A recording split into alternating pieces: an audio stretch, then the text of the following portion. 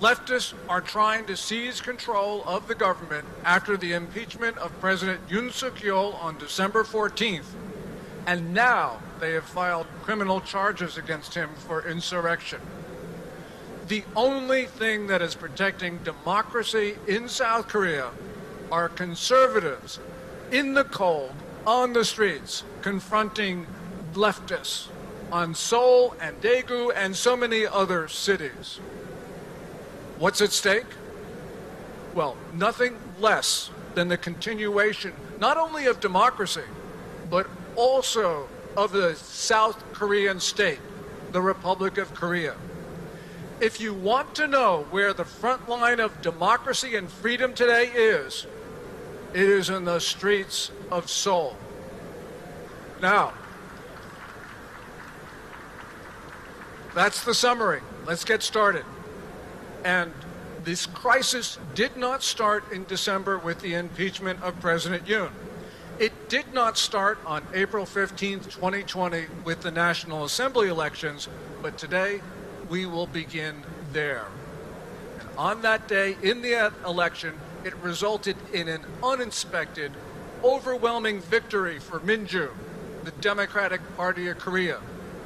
Minju won that election because of early votes in district after district tipped the results to the leftists. There were so many uniformly narrow victories that it was statistically improbable. As one observer said, either God did it or the election was rigged. I know God did not vote in that election, but the Chinese rigged it. The National Election Committee, what they did was they used servers from Huawei Technologies, the Chinese company, which Beijing was able to access. Also, there is reporting that the NEC cooperated with Tencent, the Chinese internet giant, to develop algorithms to switch votes that had been decided early. This election was stolen. In 2024, just like in 2020, we had unexpected results and a big Minju victory. They did it again. This is something that never happened before in South Korean history. So we know that they took that election from the conservatives.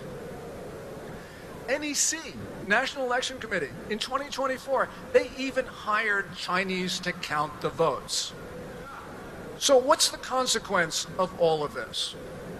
Well, Minju now controls the National Assembly, as they have for the last 4 years, but something else, and that is Minju is not a normal political party. Its leaders somehow seem to think that they are still in the 7th century when China's Tang Dynasty controlled much of the Korean Peninsula. So you have leftist leaders. They believe they are vassals of this magnificent Chinese state, or even servants of it. And they are now allowing Beijing to infiltrate South Korean society and to determine outcomes in South Korean elections. So the Chinese and their North Korean friends are now conducting their warfares campaign. There are 3 warfares: psychological warfare, media warfare, and legal warfare. And because of that, the Chinese have become extremely influential. Here's an example. In early December, when you had the big pro-impeachment rallies in Seoul, there were a lot of faces that were not Korean. They were like my wife's. They were Chinese. When the Chinese presence became a political issue in South Korea, what happened? The Chinese demonstrators all at once disappeared. How could that have occurred? We are also seeing strange-looking policemen on the streets of Seoul who are violent with no name tags. Maybe they're Chinese. We don't know for sure, but we can see that this is a time of unusual, certainly extraordinary events in South Korea. In South Korea, Minju, we now have a leader, Lee Jae-myung. He is just like previous Minju president, with Moon Jae-in. Moon Jae-in was a communist. He did not believe in the South Korean state. He believed in a unified Korea, probably under the control of Pyongyang. Now, the current Minju president, he is even more pro-communist, he is more ruthless, he is more pro-China, he is more pro-North Korea, and he is more anti-American than Moon Jae-in. And what does that mean?